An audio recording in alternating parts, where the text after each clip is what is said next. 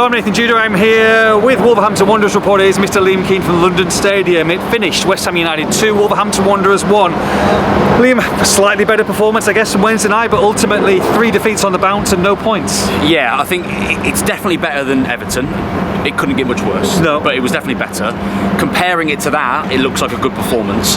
I think objectively, it's not an outstanding performance by any means, but I thought Wolves, particularly in the first half, were disciplined, they were organised, they were compact, they had some threat going forward. Matt Doherty was fantastic, was his best player in my opinion on the evening, and it looked like a very good away performance.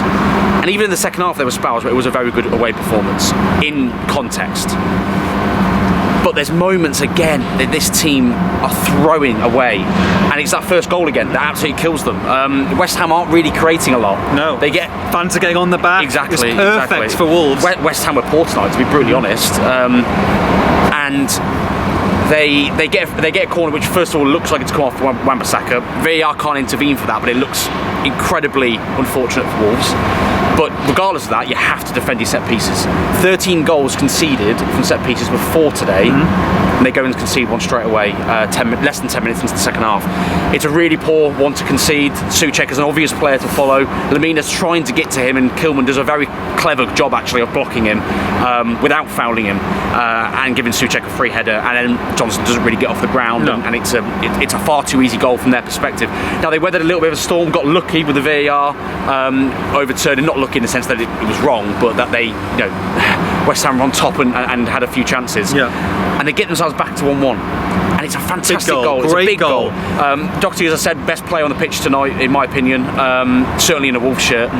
It's created really nicely from Nouri. It's a fantastic goal. Who was better tonight as well, by the way. Definitely better tonight. Starting to get back to the Ryan Nouri we know. Absolutely. It's a really good goal to get yourselves back level, and within 3 minutes you throw it away again. Now it's a bit of quality from Jarrod Bowen. Wolves are unlucky as well by the looks of it. It looks like there's a foul on Bueno in the lead up to it as well, which VAR doesn't spot. So they've been very unlucky really from the officials again tonight, Wolves, but you have to defend better than that.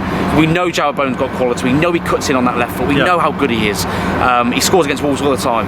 You have to stop that shot. Guedes just lets him go past, Al Gomez steps off him, and it's an easy finish. A better performance, but one that had the same old mistakes.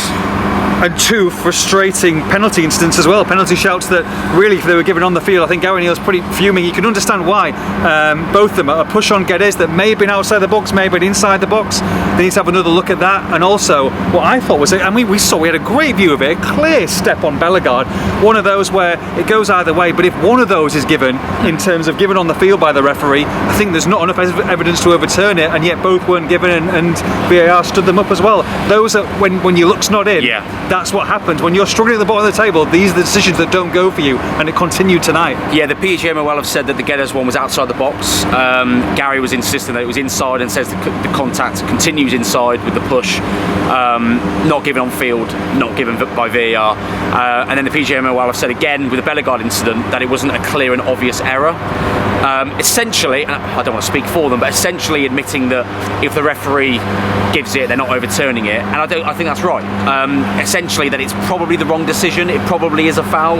It probably is a penalty. Is it a clanger from the officials? Probably not. And that's where VAR now attempts not to get involved in those situations. Now, obviously, we question VAR all the time. I'm not a massive fan of it at all. I would get rid of it in a heartbeat. I don't think it's a massive clanger, but I do think Wolves fans can feel aggrieved by that. Look, end of the day, you can dress it up as much as you want and improve performance. Yes, it is, but it's 3 defeats on the bounce. They've won 2 games all season, Wolves. 15, played 15, won 2.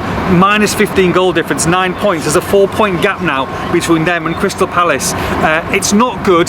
Gary Neal understands it. He's disappointed. He's kind of launched, I guess, a staunch defence of himself being the right man. Disappointed that he's lost the fans. I think he understands now that maybe it was split before, that he has lost the fans to a certain extent now.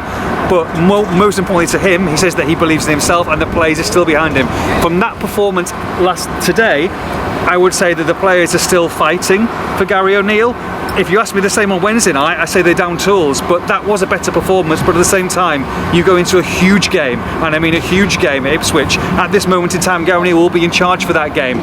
For me, it's a must-win. I don't even think you can draw or lose that game. I think you've got to go and win that game. particularly at home as well. Absolutely. And Gary Neal's position now is a situation where, first of all, the decision has to be made, and that is from the chairman, Jeff Shee. Are we letting Gary Neal go, or are we keeping him? A big part of that decision will be if they have someone to replace him. If no one's there ready to take the job, there's an argument that you keep Gary Neal on for Ipswich. The alternative is to give James Collins or Steve Davis, whoever it is from further down in the club, an opportunity to take the team as an interim for a game or two. For this particularly big game at home to Ipswich, that's probably not the move.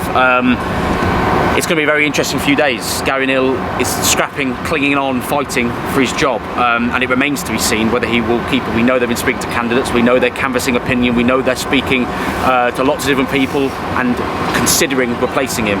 Another loss is not going to go in any way helping Gary Neal to keep his role. And you say the players fighting for him on that performance, and I would agree with that. It was far better in comparison to the lowest ebb of Everton. But then we've got the scenes after the full I was going to say, as well. he's scrapping for Gary Neal, scrapping off the pitch as well, which just unsavoury scenes, and it just, it is stupid. But Mario Lemina, everyone loved him last season. He was incredible.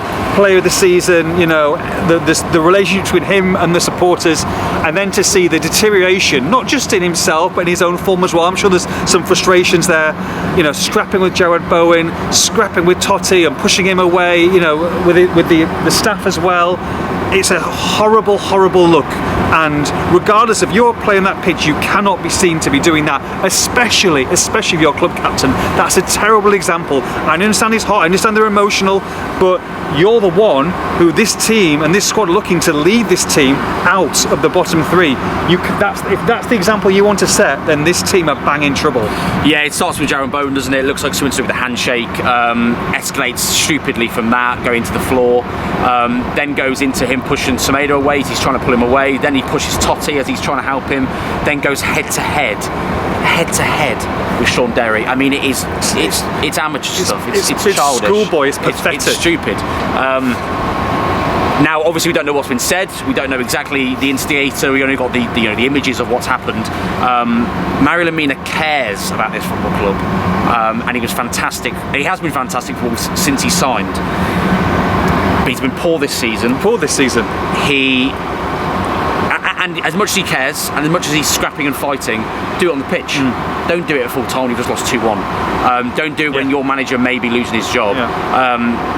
Don't then, give the fans a very half-hearted clap and then storm off down the tunnel because you're aggrieved at whatever someone said to you. This is childish stuff.